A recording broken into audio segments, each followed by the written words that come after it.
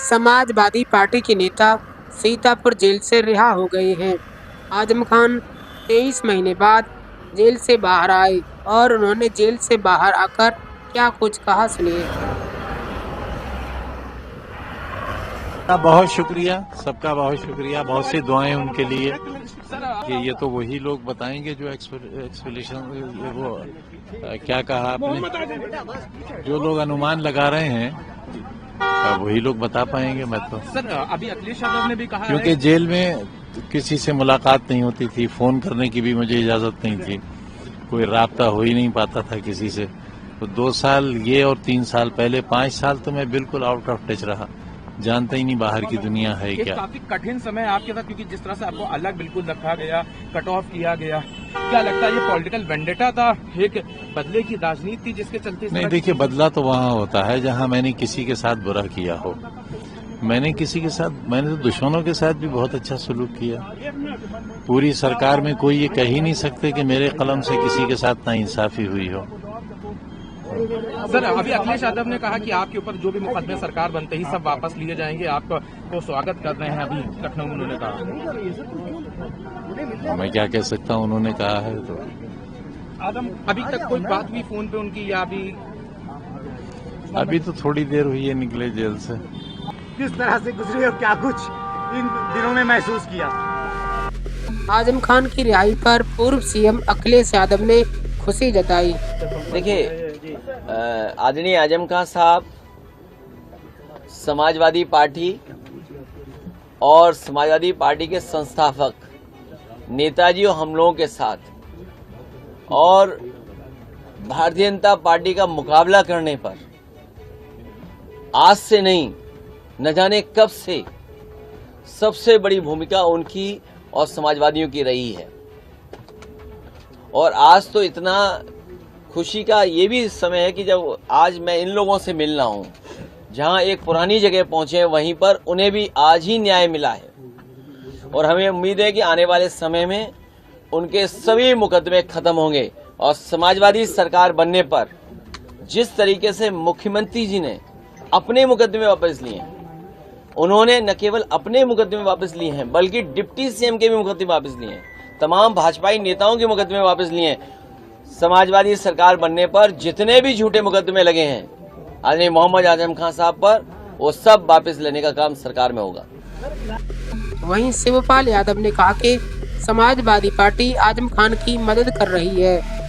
आजम खान को गलत झूठे केसों में सरकार ने फंसाया, लेकिन कोर्ट ने उन्हें जमानत और केसों में राहत दी है। इसके लिए हम कोर्ट का स्वागत करते हैं, सुप्रीम कोर्ट का स्वागत करते हैं, हाई कोर्ट का स्वागत करते हैं।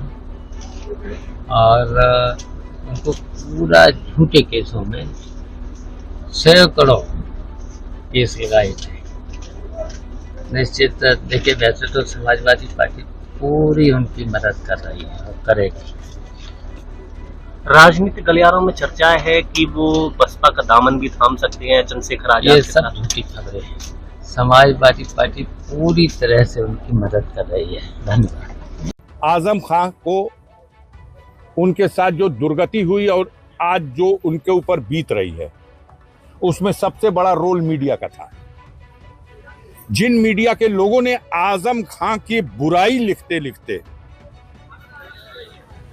पूरा माहौल बना लिया, एक नैरेटिव बन गया कि आजम खान के खिलाफ सरकार ने कार्रवाई करने की हिम्मत जुटा ली। फर्जी सैकड़ों मुकदमे लिख दिए, उनकी ऐसी तैसी हो गई। और अब वही मीडिया, इतना दर्द, इतना आंसू बेचारे आजम खान के ऊपर। आखिर क्या है इसके पीछे? इसके पीछे जो रहस्य है, इसके पीछे जो राज है, वो आम जनता समझती है।